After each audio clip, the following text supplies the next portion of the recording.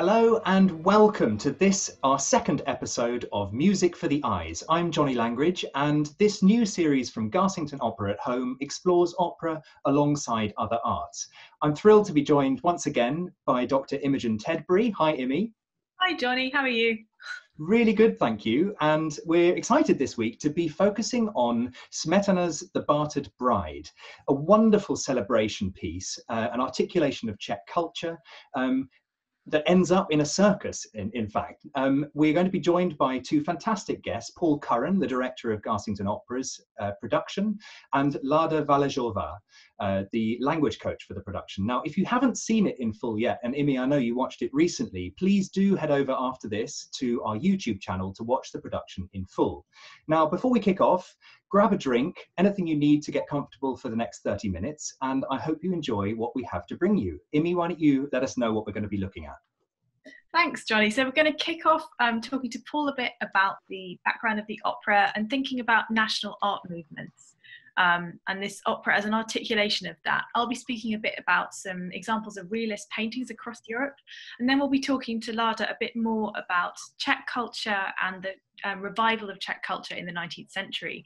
We'll finish with thinking about some of the opera's more universal issues, and as Johnny says, we'll end with the circus. Well, if we end with a circus, we have to start with a maypole. So this clip, just before we meet our guests, is taken from Garsington Opera's production from 2019. This is Smetana's The Bartered Bride with the Polka.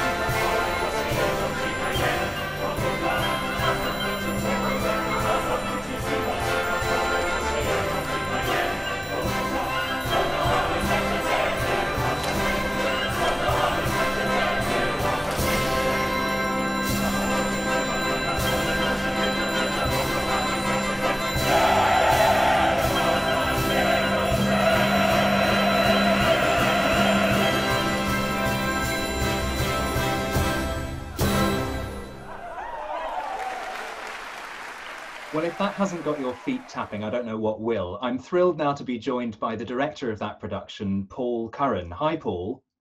Hi. Good morning from San Francisco. Good morning. Now, this piece is often called a celebration of Czech culture, but we just have to look at 1 second of your production and we can see that it has a wider relevance than that. How did you approach this?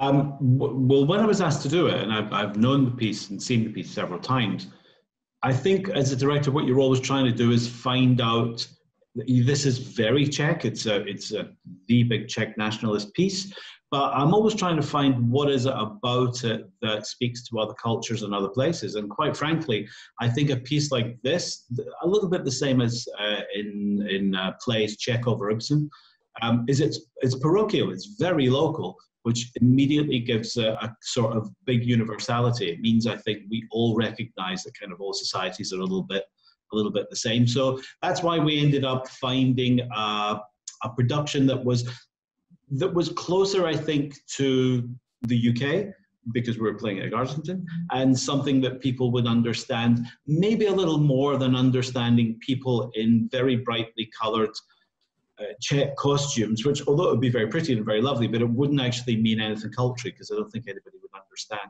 why certain people were dressed in certain ways. So this was just a way for us to make it a little bit more accessible, let's say, to our audience. Now, the score and obviously Czech history as well is completely peppered with beautiful dance sections.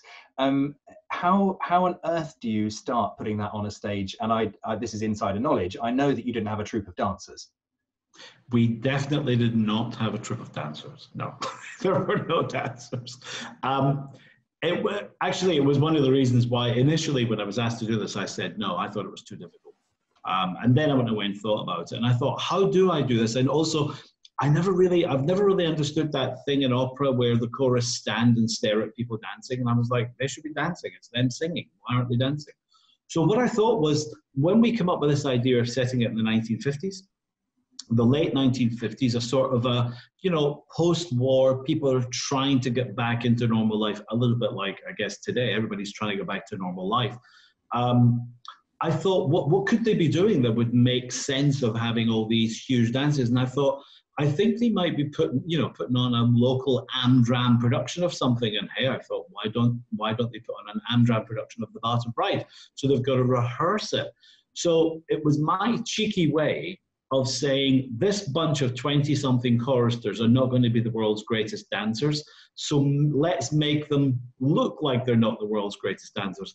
And then they did something that was quite astonishing, I think, is they sang and they danced fantastically.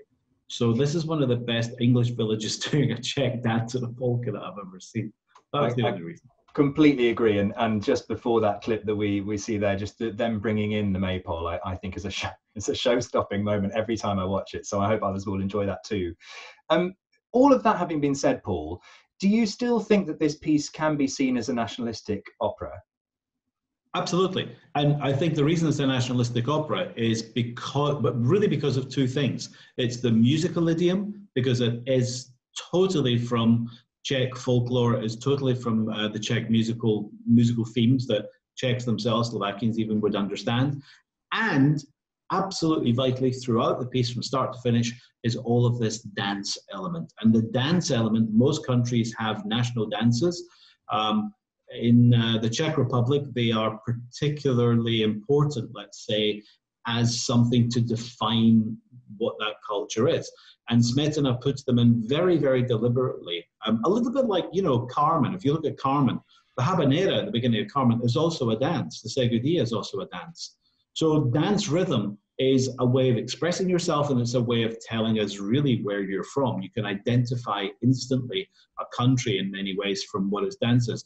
So the dances really are, for me, when the more I looked, the more I studied the piece, the dances really were the defining thing that said, this is a Czech piece, and this is about Czech nationalism, about being proud to be Czech, proud of what your identity is. So, Emmy, where do we go with that? We've got nationalism and universality. I'm sure you've got some brilliant pictures to show us. Yeah, absolutely. I was thinking while Paul was talking about some of the paintings and art movements associated with new waves of national identity in Europe in the 19th century. This construction of a new national identity through painting and other art forms. And I have a few examples I'd like to share with you. I'll start in France and then we'll go elsewhere. Starting with Millet, the Gleaners, this painting I'm showing you here. Millet painted this less than a decade after the revolution of 1848, which prompted a rethink of painting and painting's role in France. You can see the palette is very subdued. There's a real lack of the bright, beautiful, idealized colors used by Romantic painters, Millet's predecessors. Here we see three women gleaning. That is, they are picking up the scraps left after the harvesters have been through. You can see the harvesters in the distance, a crowd of men wearing white, caught by the afternoon sunlight. You can see their crops being loaded onto a cart. They're being watched over by a farmer on a horse who's sort of pointing and directing their activity. In the distance, the scene looks very bucolic and rather beautiful in the late afternoon sun. But of course, the focus of the painting is the three women in the foreground. These women who are bent over, backs aching as they pick up these fragments of the crops left over. This was a right afforded to the poorest in a community. It's a tradition stretching back to biblical precedents. And these women are picking up the last bits at the end of the day. They probably don't have any land of their own. They probably are trying to feed their families. They maybe don't have any other income. And here they are. Millet shows them to us in 3 different postures of this activity. It's as if we're seeing one woman in 3 different moments in the act of picking up scraps from the earth. It's perhaps not a coincidence that they are wearing caps, the colours of the tricolour, and this painting certainly caused rather a lot of unease among the patrons when they saw it in the Salon in 1857. It's a very large painting, much larger than a subject like this would usually have afforded at the time. Large paintings were reserved for religious or mythological painting. And this aggrandizes and sympathises with these poor women in a way that artists before hadn't really done. It was quite a controversial and politically motivated move to put these women at the centre of such a large painting like this. French realism had parallels across Europe, and another very important group who were working around the time of Millet and his friends in Paris were the Russian wanderers. Chief among them, Ilya Repin, who was really one of the leading artists of 19th century Russia. He's sort of akin to Tolstoy in literature, in art. I'm here showing you his painting, The Religious Procession in Kursk province. This is a painting he completed in the early 1880s, and it was the result of much study on his part. We're seeing a ritual procession of an icon from a monastery to the city of Kursk. The monks and priests hold the icon on the right of the painting, and stretching into the distance in front of us, kicking up a huge dust in this crowd, are a huge range of people from across the social strata. We see women who are relatively well off, also processing with their own icons and items. Immediately behind the celebrated icon of the Virgin, we have a couple holding another relic. I particularly like the woman wearing a rather fine yellow dress, almost in the centre of the painting, who is holding an icon. And she seems almost to be imitating a priest in a rather fine yellow robe standing just in front of her. But on the left of the painting, we have some of the poorer people in the area at the time who have also joined the procession. The poorest, the less able-bodied. At the front of this group is a very beautiful, rather noble-looking young man leaning on a crutch. We can see he's been knocked forward by a man who is beating him. And there's a certain nobility to him, a certain sympathy being afforded to him in this painting in this way by Repin. Repin doesn't idealize these people. He doesn't idealize the landscape. This is a dusty, sparse, empty landscape. We can feel their pain. We can feel their exhaustion from this long walk, this long procession. And we're not shown a procession in a beautiful, idealized, romanticized, neat, tidy, left to right across the painting way. Instead, we're right in the middle of the action. We're in the dust. We're almost underneath, I think. We're seeing these people almost below eye line. We're looking up at some of these figures on horseback. It's gritty. It's a really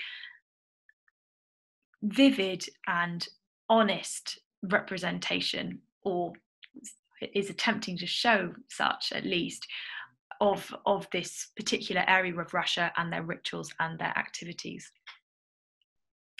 The third painting I want to share with you briefly is, of course, an example of Czech realism. Karel Purkyně is a leading artist from this group who visited Paris, admired the paintings of Millet and Courbet, and was in fact there when Millet's painting, The Gleaners, was exhibited in 1857. Karel Purkyně was interested in presenting people as they really were in the Czech region of the Austro-Hungarian Empire. And here we're looking at his portrait of the blacksmith Jech, painted in 1860, just a few years before Smetana's opera was premiered.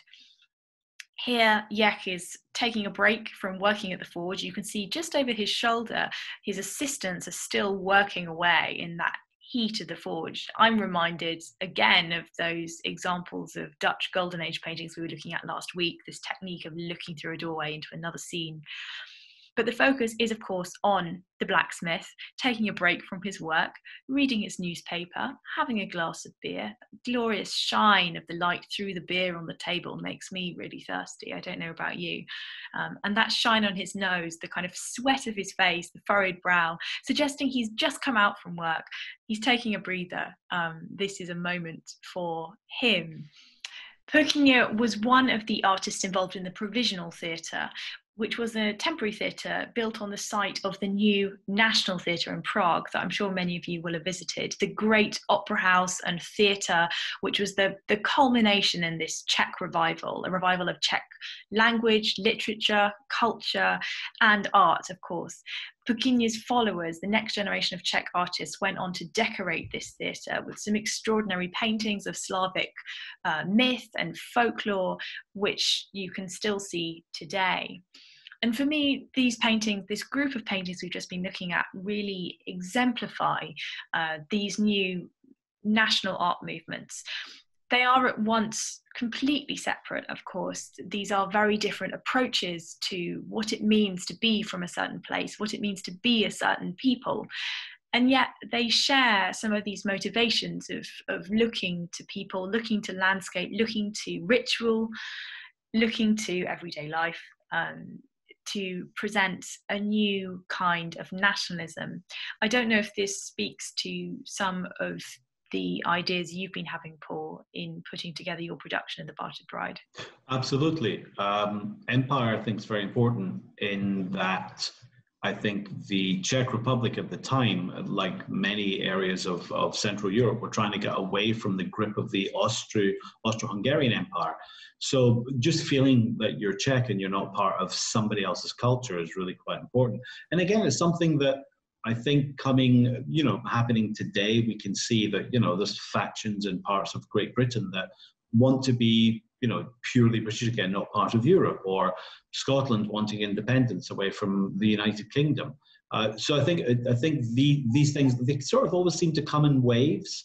But I think there's a big difference in nationalism, feeling like you're a nation of culture, a nation of what you stand for, and patriotism, which is, I think, often a very sort of severe adherence to a set of rules of a flag and a government, let's say, or the idea, a rather romantic idea of a country. So I think Bartered Bride really has a very wide scope in that, because within this story of this girl that is being forced to marry somebody she absolutely doesn't want to marry because she's in love with somebody else, which in the 19th century is a very strange idea, because nobody married for, like Tina Turner said, what's love got to do with it? You married for duty, you married for family, you married because you had to. But in this, it's a very interesting thing that she wants to break away. She wants to be part of something else. And I think it's very representative of the fact that the Czech Republic did not want to be a part of anything else. Now, I don't know whether our next guest has a particular penchant for Tina Turner, but I do know that she has many hats, conductor, a pianist, and also the person mainly responsible for all of the amazing comments from Czech language speakers on the YouTube channel, saying how these singers have managed to deal with this fiendishly difficult language to sing. It is, of course, our language coach, Lada Valešová. Hi, Lada. Hello. Hi, Jenny. I wanted to ask you a couple questions about this moment in Czech history. I've just been, speaking very briefly about the National Theatre, but this sort of really embodies a new moment for Czech people at this time. Is that right? That's right. It comes in conjunction with all the other Slavic or even Hungarian nation trying to find more autonomy, emancipation, independence within the big, quite oppressive and strict Austro-Habsburgian monarchy, which was set by rules, strict regulations, and of course the official language was German. And within the non-German speaking nations, Czechs were probably the smallest one, because of course there were also Serbians and Hungarians, the Poles. If you follow that period, all of these nations, all of them are struggling and striving for their independence. And of course, language is the first carrier of the independence and establishing the independence of the nation. And so an opera, the first opera in Czech, I guess, would go some way to that. Can you tell us a bit more about the particularities of the Czech language and the way that Smetana uses it in his opera? So the root of all these languages is Old Slavonic, and at the time we as well see a very strong strive for Slavic union. There was supposed to be a Slavic conference happening in Prague at the time. So at the beginning it was seen as a pan-Slavic movement. It was very important to all these people who were trying to establish the language.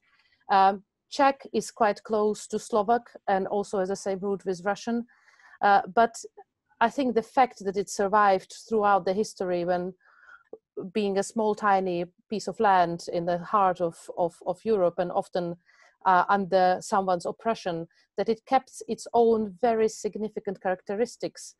It also reflects in how strong the culture is, and considering how small the country is, we are still even now just 10 million inhabitants. If you think how many composers and painters and writers came from that melting pot, it is pretty impressive, I think. But, Lada, I'd yes. like to ask you a little about the particularities of the music, yes. if I may, before we come back to the language. But what makes this score particularly Czech in nature? Well, as Paul says, many dances which have such strong character of a Czech musical mode. Smetana himself was an amazing pianist, and he has the entire cycles of polkas and the Czech national dances composed for piano. It's also the mode of the melody. All the arias, the duets have incredibly strong folk roots, which Smetana would have heard and gathered around him as a young man and a boy. He loved dancing himself, and he was a very popular dancer with the ladies and the national balls, which were regularly done by all these Czech emancipators. So in our score, it breathes the Czechness in every note. How do you get these singers, many of whom aren't native Czech speakers, to breathe the Czech in every word? Give us an example, perhaps. Yeah, I mean, a jokey answer would be it's pure fear, but I think it does play some part of it, because Czech is not an easy language, but in some other operas it might come a bit more easier because it's organic with the melody. Here it is very wordy. Sometimes we have the patter moments which are pretty Rossini-like. Shall we have a look at the duet between Quetzal and Jeník? Perhaps you could tell us just the opening to couplets, and you could talk us through how to pronounce them. Yes. So Quetzal enters saying words "Nuže milý chasníku, dopřej pak slovíčka." So the first part of it doesn't sound that complicated, at least to me. Nuže milý chasníku. The only thing which might be a bit complicated for the English speaker is a palatalized ni in chasníku, but it's not that difficult to explain, because I can make an example of the word news, where unconsciously you probably use the same consonant. But then comes the more difficult bit, which has the r in it, dopřej, which is a so-called fricative consonant, and that's usually the most difficult one you have to master. It's a combination of R and J. First step, rži, many times. Second step, shorten the R, go rži. And third step is to get suddenly scared or have an impulse and go out with ri. So all these things combined in one. In our case, dopřej, what's helping is the P before the R. A P works as a little ignition moment, and it allows the sound to spring off the tip of a tongue. So sense of humor helps tremendously, and making fun. We would, in our rehearsals, try to put r even in English words, and that way it became very natural to try and master the language. Thank you, Lada. Well, I'm going to leave it to the professionals, and I might try and sing along. Let's watch this section from the opera, the duet sung here by Brendan Gunnell and Joshua Bloom.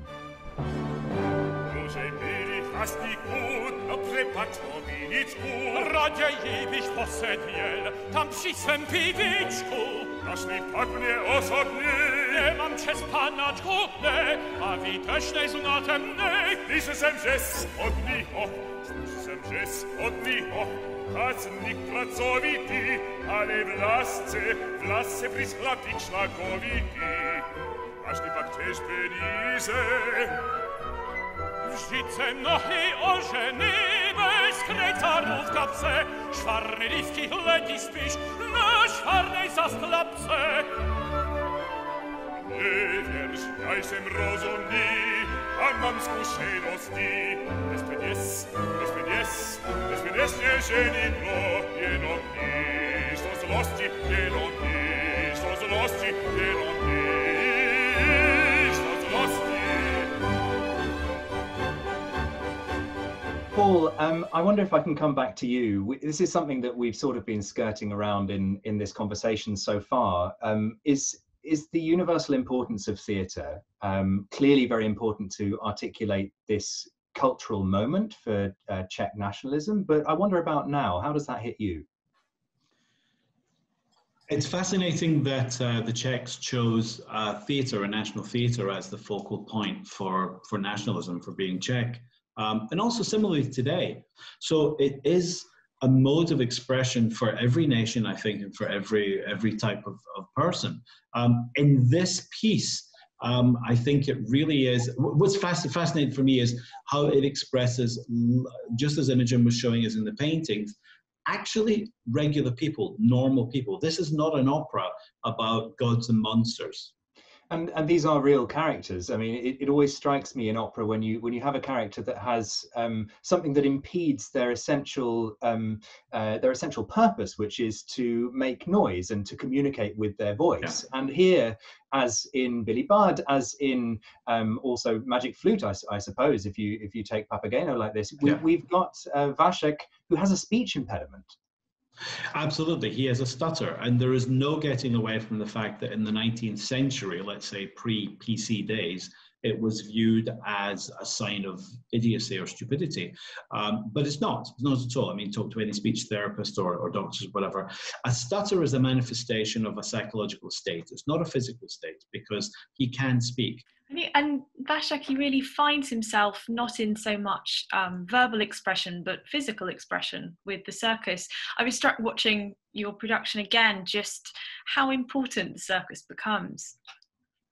Well, circus, I mean, I think there's a reason that he puts a circus in the piece at the end, the same as like in the Rossini opera, often in the second act and that type of theatre, Molière, etc., you'll get a storm scene, a catharsis, a cleansing of the situation.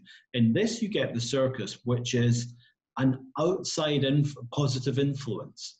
So it's something that is exotic. It's something that is highly anticipated because the church and society at the time would have restricted exactly when a circus could open up for business or show its shows. So the circus, I think, is really Vašek's way out. He sees a brand new, glamorous, fabulous type of life that he's presumably never seen before. Probably his mother's never let him. And it's sort of an escape route for him. It's kind of, it's his freedom, it's his way out. So circuses obviously are hugely visually stimulating. Imi, I'm sure there are lots of things that we can look at there.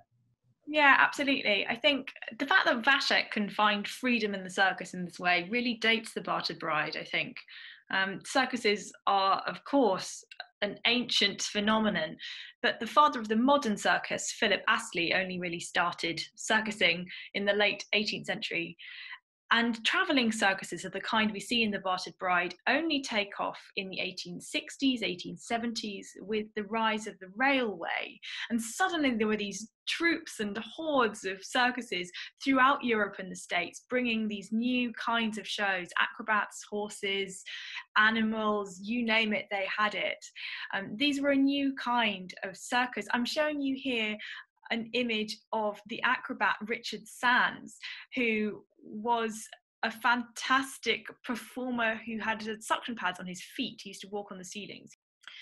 These groups and artists and acrobats were a real inspiration for painters of the day as well as great novelists like Charles Dickens. You think of Hard Times and Sleary Circus and so on. But artists like Degas, for example, painting Miss Lala, the mixed-race acrobat who used to hang from the ceiling with her teeth. And I'm showing you here Georges Seurat's Circus Sideshow. This is a painting that he spent over 6 years preparing before it was finally exhibited in 1888 at the Salon des Indépendants. Seurat was inspired by a travelling circus he saw in the east of Paris. And you can see here the Circus Sideshow, that is the preview, the trombonist serenading the crowd as they wait to enter the circus tent itself, accompanied by 3 cornet players in the background. I think we can just see a little tuba possibly on the far left over there, but some musical expert will correct me, I'm sure. This painting for Seurat was an opportunity to experiment with painting artificial light at night. It is his first nighttime painting. And for Seurat, this was an opportunity to experiment with his technique, pointillism, that is the juxtaposition of different coloured dots side by side to give the impression of light. And just taking a closer look here at the dark shadow of the trombone player's hat, you can see the contrast between the navy and the red makes the colours really sing. Another detail perhaps in the lighting above, the yellow against this orange, giving a certain warmth to it, a new depth, a new mystery perhaps. And I love the way the crowd of this painting are in shadow. We get a real sense of their excitement coming out of the darkness, approaching the bright lights of the circus as they're queuing up. This, as I said, is the preview, as the circus performance we see in The Bartered Bride is also the preview. Well, that gives me an opportunity to show everybody the amazing circus performance in Paul Curran's production of The Bartered Bride. I have to say, if I thought this was a preview for a circus, I would be buying a ticket right away. Let's have a look.